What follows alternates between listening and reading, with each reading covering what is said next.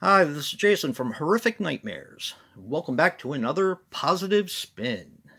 Now, today we're going to be talking about yet another entry into a franchise that is universally hated. And that is I'll Always Know What You Did Last Summer. Now, let me explain my relationship with this film, or this franchise would probably be easier since there's only three films in this franchise. I saw the first in the movie theaters and really enjoyed it. The second, I do believe I saw when it came out on video. I don't think I saw it in the theaters, but I did see it when it came out on home video, and I didn't like it at all. It has grown on me over the years. I'll Always Know What You Did Last Summer was always hated on by a majority of the people who have talked about this franchise.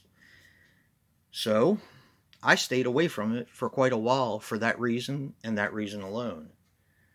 And I'm pretty sure Joe did the same thing until he heard me kind of rave about it, and that because we love slasher movies so much, this was one that he had to see. Now, I actually watched this because I have a weird, um, kind of a weird way about me. If I buy a film, I actually have to watch it before it goes into my collection, just to make sure that it's okay. I've gotten a lot of films that have been manufacturing defects, not just in horror, but in all genres of film. So it doesn't go in my collection until I've actually watched it. People may think that's weird. That's just my OCD kicking in. So what ended up happening was I ended up buying the triple feature on DVD. This was a 3-pack with the first, second, and third film, and I ended up watching the third one so I could put it in my collection. Later on, I found this individual copy, and because I am a fan of this film, I now own two different copies of this film. Okay, let's start talking about I'll Always Know What You Did Last Summer. Like I said, this seems to be universally hated, and I, for the life of me, can't understand why. So I'm going to put a positive spin on it. In the beginning, it starts out in a carnival. I love carnival settings in films. I love carnival settings. I love anything in the snow, mall settings, stuff like that. When it has those elements in the film, that's definitely a big time plus for me. I love how the fisherman that was in the first and second film becomes a urban legend, like a ghost story to tell, other people. And I liked how they tied it in, how they tied the first two films in to this one, because this does have a completely different cast. One of the other things I liked about it is Don Shanks. Now, Don Shanks played Michael Myers in Halloween 5.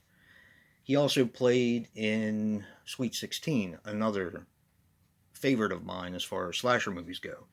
He actually plays two parts in this film, but I'm not going to tell you who he plays. The setting is a big plus for me in this. Not only the carnival setting, which I already discussed, but I love the mountain town setting. And they take advantage of it in the filming because they film the mountains several times. You get glimpses of the actual environment that they filmed in, which is supposed to be Denver, I do believe. And it's just gorgeous. A lot of the shots that they get of the mountains is just amazing in my opinion. Okay, this has some very brutal kills, but one of the things I liked about this film, it kind of takes a while to get going, but where you normally have two or three kills in the beginning leading up to where, or more, leading up to when things go kind of haywire in the last 20 minutes to a half an hour, in this one not so much.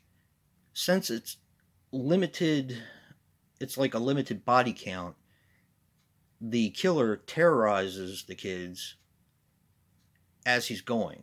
He inflicts damage, but he doesn't kill them. He kind of saves that until towards the end. Um, Now this is, of course, set around the 4th of July, like the first one and the second one. And once again, they do it in the beginning and then they do it towards the end when they find a scrapbook, which ties the story together with part one and part two. Of course, they're going the urban legend route, which I've already said, but it does, they do pay homage to the first and second one. And this is going to get into spoiler territory, so if you have not seen this film, you should probably shut it off now, because I'm going to be talking a little bit about. I'm going to try not to reveal too much, but I do need to talk about other things that I liked about the film, and some of that goes into spoiler territory. I love the supernatural twist, because you think it's one of the people that is killing um, the kids using the urban legend of the fisherman. That's actually not the case, and it gets supernatural. And I don't really want to say who did it because I don't want to give that much away. But one of the one of the things I'm a little disappointed at, and one of the things I think they could have capitalized on if this film didn't get as much hate as it got, this could have been the moment where the fisherman could have become one of the elite, in my opinion, or could have been on his way to have been one of the elite killers in horror history. Now, granted, he has a long way to go to match up to Michael Myers and to match up with Jason and Chucky and all that, but I mean, that could have been the moment right there. And it's a shame that this movie got so much hate because I think that might have prevented it from, going any further. I know that they did a TV series. I have not seen it. I heard it was meh from a friend of mine. Eventually, I'll watch it for myself. But this movie, in my opinion, is really, really underrated. If you like slasher movies, I definitely recommend this one. Other than that, that's been my positive spin for I'll Always Know What You Did Last Summer. And I did want to say one other thing that was impressive. One of the girls in the film has a band, and it's called Zoe and the Hooks. Get it? If you like what you see in here, hit that like button and subscribe. And until next time, peace.